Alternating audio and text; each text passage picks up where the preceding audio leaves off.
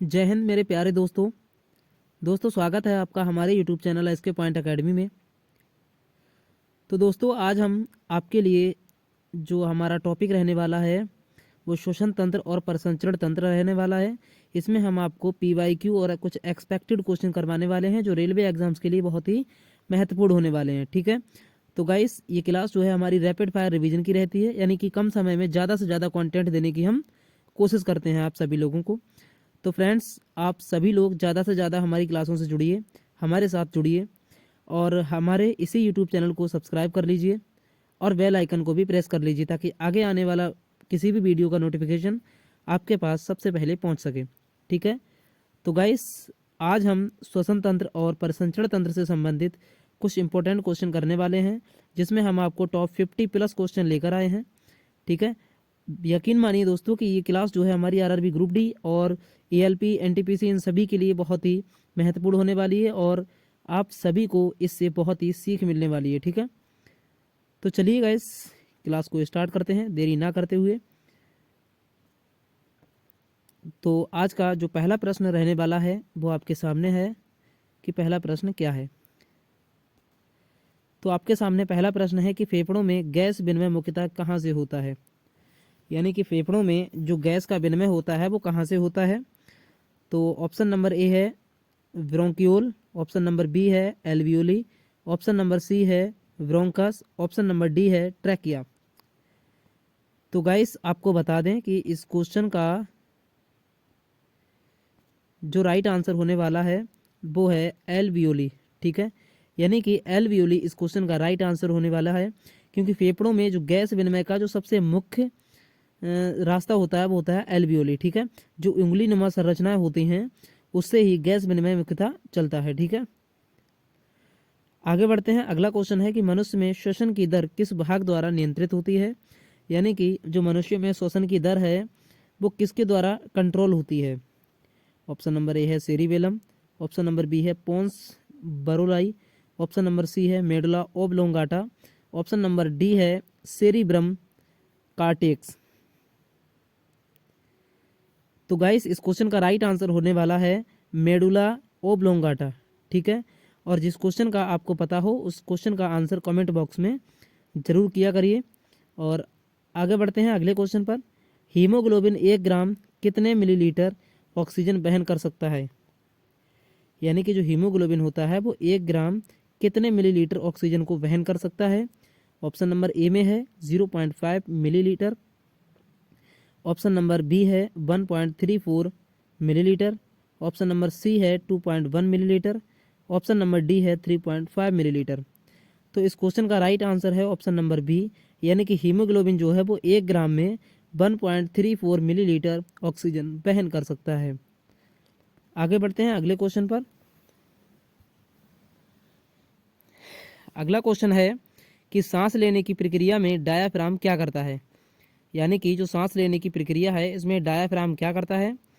तो option number A है ऊपर उठता है, बी है नीचे की ओर गिरता है, ऑप्शन नंबर सी है स्थिर रहता है, या ऑप्शन नंबर डी है संकुचन नहीं होता है। तो गाइस इस क्वेश्चन का राइट आंसर होगा ऑप्शन नंबर बी, नीचे की ओर जाता है, यानी डायाफ्राम जो होता है ये नीचे की ओर जाता है। ठीक है, आगे बढ़ते हैं। अगला क्वेश्चन है कार्बन डाइऑक्साइड का अधिकतम परिवहन किस रूप में होता है। तो देखिए जो कार्बन डाइऑक्साइड गैस होती है इसका अधिकतम जो परिवहन होता है वो जो है वो बाइकार्बोनेट आयन के रूप में होता है, यानी कि बाइकार्बोनेट आयन के रूप में होता है सबसे अधिक वहन। अगला क्वेश्चन है निम्न में से कौन श्वसन का सहायक अंग नहीं है। इसमें गलत होना चाहिए, इसमें यह है नहीं है। ठीक है, नहीं है होना, यानी कि निम्न में से कौन श्वसन का सहायक अंग नहीं है। तो ए है पसलियाँ, बी है नाक, सी है गला और डी है जीभ। तो इसमें जो है डी राइट आंसर होगा, क्योंकि जीभ से आप लोग श्वास नहीं लेते हैं। ठीक है, अगला क्वेश्चन है एल्वियोली की दीवार कैसी होती है। तो एल्वियोली की जो दीवार है बहुस्तरीय होती है, बी मोटी होती है, सी एक कोशिकीय, डी केराटिन युक्त। तो एल्वियोली की जो दीवार होती है वो एक कोशिकीय होती है, option number C right answer होगा। एल्वियोली की दीवार कैसी होती है, एक कोशिकीय। रिपीटेड क्वेश्चन है। आरबीसी की अनुपस्थिति किस में पाई जाती है। तो आरबीसी किस में नहीं पाया जाता है? ए ऑप्शन कीट, बी ऑप्शन मेढक, सी ऑप्शन पक्षी, डी ऑप्शन मछली। तो आरबीसी की जो अनुपस्थिति है वो कीटों में नहीं पाई जाती है। Option number A right answer होगा। अगला क्वेश्चन है कि मनुष्य, वयस्क मनुष्य में सामान्य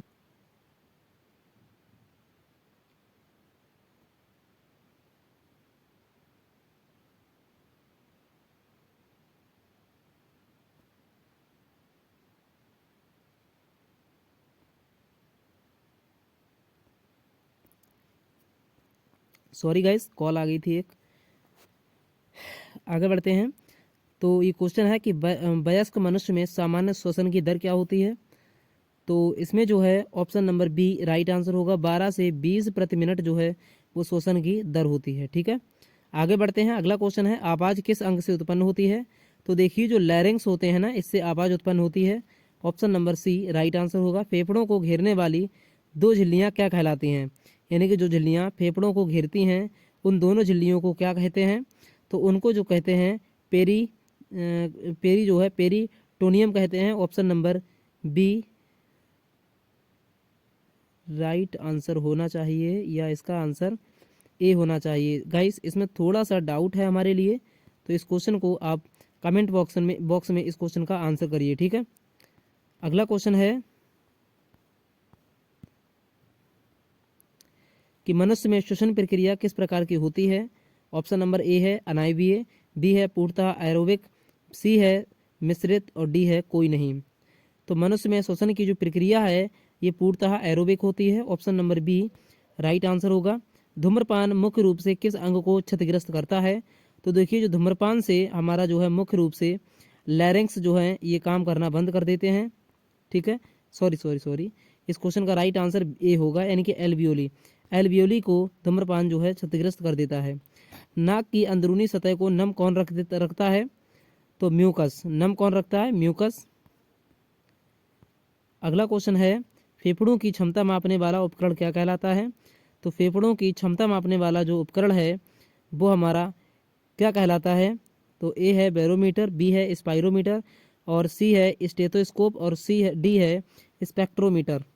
तो इस क्वेश्चन का right answer option number B है। हवा में ऑक्सीजन की प्रतिशत मात्रा कितनी होती है? 21%। थोड़ा फास्ट चल रहे हैं गाइस। मानव शरीर में CO2 की वृद्धि को किसको उत्तेजित करती है? जब मानव के शरीर में कार्बन डाइऑक्साइड की वृद्धि हो जाती है तो क्या होता है? तो इसमें जो है श्वास की जो गति है वो क्या होती है? प्रभावित होती है। श्वसन तंत्र में एडम्स एप्पल किसका भाग होता है? जो एडम्स एप्पल होता है ये किसका भाग होता है? तो ए ऑप्शन है लैरिंग्स, बी ऑप्शन है फेरिंग्स और सी ऑप्शन है ब्रोंकस और डी ऑप्शन है एल्वियोली। तो एडम्स एप्पल जो होता है ये लैरिंग्स का भाग होते हैं। अस्थमा मुख्य रूप से किसकी सूजन होती है? यानी जो अस्थमा होती है वो मुख्य रूप से किसकी सूजन होती है?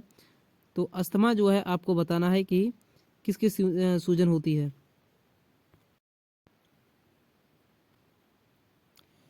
तो इस क्वेश्चन का राइट आंसर होने वाला है कि अस्थमा मुख्य रूप से किसकी सूजन होती है? तो ब्रेंक्यूल की होती है। किसकी होती है? ब्रेंक्यूल की होती है। Option number B right answer होगा। वाइटल कैपेसिटी में क्या शामिल नहीं होता है? यानी जो वाइटल कैपेसिटी होती है इसमें क्या शामिल नहीं होता है? तो देखिए जो वाइटल कैपेसिटी होती है इसमें रेजिडुअल वॉल्यूम जो है शामिल नहीं होता है, इसीलिए इस क्वेश्चन का right answer option number D हो जाएगा। अगला क्वेश्चन है कि साइनस कहाँ स्थित होते हैं? तो देखिए जो साइनस होते हैं ये हमारे कहाँ पर स्थित होते हैं? तो ये हमारे जो होते हैं वो सी ऑप्शन खोपड़ी में शामिल होते हैं। ठीक है, अगला क्वेश्चन है ऑक्सीजन का अवशोषण किस प्रक्रिया से होता है? जो ऑक्सीजन होती है इसका अवशोषण किस प्रक्रिया के द्वारा होता है? तो ऑक्सीजन का जो अवशोषण है वो विसरण यानी कि जिसे हम डिफ्यूजन बोलते हैं इस प्रक्रिया के द्वारा होता है।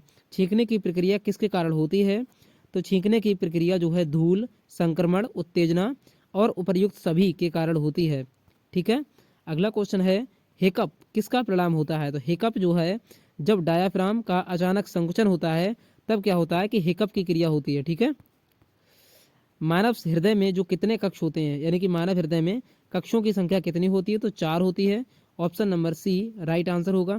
अब देखिए क्वेश्चन जो है परिसंचरण तंत्र के चल रहे हैं। ठीक है, अगला क्वेश्चन है ऑक्सीजन युक्त रक्त कौन सी धमनी ले जाती है।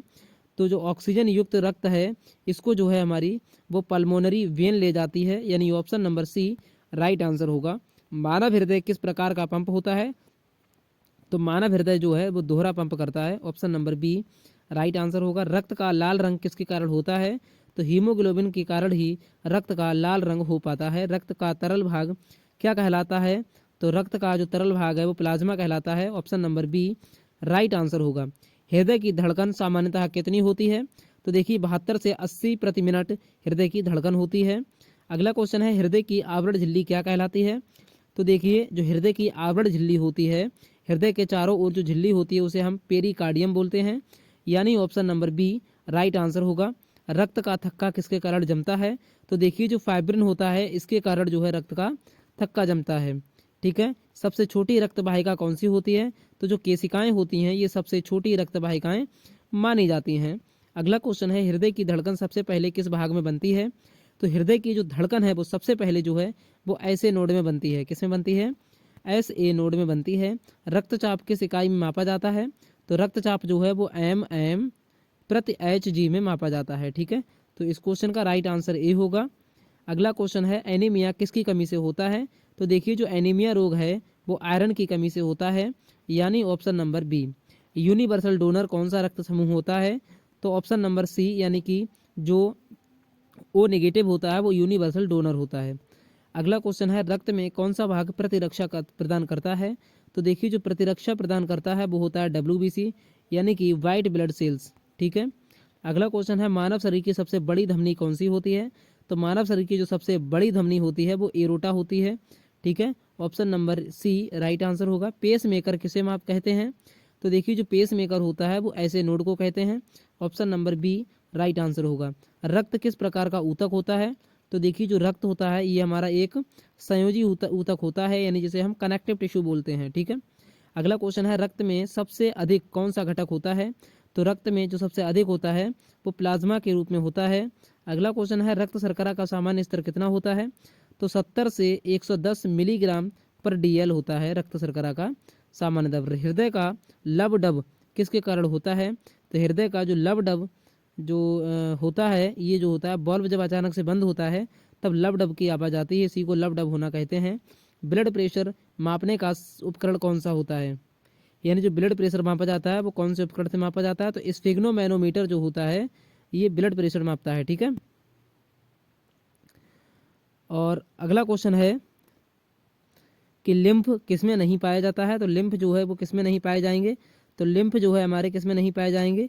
तो वो है हमारे धमनियों में लिम्फ जो है नहीं पाए जाते हैं, option number A right answer होगा। 48वां क्वेश्चन है प्लेटलेट्स का मुख्य कार्य क्या होता है। तो प्लेटलेट्स का मुख्य कार्य होता है रक्त का थक्का जमाना, option number C right answer होगा। अगला क्वेश्चन है रक्त का पीएच मान कितना होता है। तो रक्त का पीएच मान 7.35 से लेके 7.45 तक होता है। ठीक है, अगला क्वेश्चन है श्वसन और परिसंचरण किस प्रणाली के तहत मिलकर कार्य करते हैं। तो देखिए जो श्वसन और परिसंचरण होता है वो हमारे जो है गैस विनिमय तंत्र के द्वारा कार्य करते हैं, option number C right answer होगा। तो देखिए इस तरह से हमने 50 क्वेश्चन कर लिए हैं। तो गाइस ये क्वेश्चन आपको कैसे लगे आप एक कमेंट करके ज़रूर बताएं, और ये आपका जो ग्रुप डी का एग्ज़ाम चल रहा है उसके लिए बहुत ही इम्पोर्टेंट होंगे। ठीक है, तो गाइस इस क्लास को पूरा देखिए, और क्लास अगर पसंद आई हो तो लाइक करें, और हमारे इसी तरीके से वीडियो देखने के लिए हमारे इसी चैनल को SK पॉइंट अकेडमी को सब्सक्राइब कर लीजिए। ठीक है, तो चलिए गाइस मिलते हैं अगली क्लास में। आप सभी लोगों से एक ही रिक्वेस्ट है कि हमारे चैनल को सब्सक्राइब कर लीजिए। क्या कर लीजिए, सब्सक्राइब कर लीजिए। ठीक है, तो आज के लिए इतना ही, मिलते हैं नेक्स्ट वीडियो में। धन्यवाद।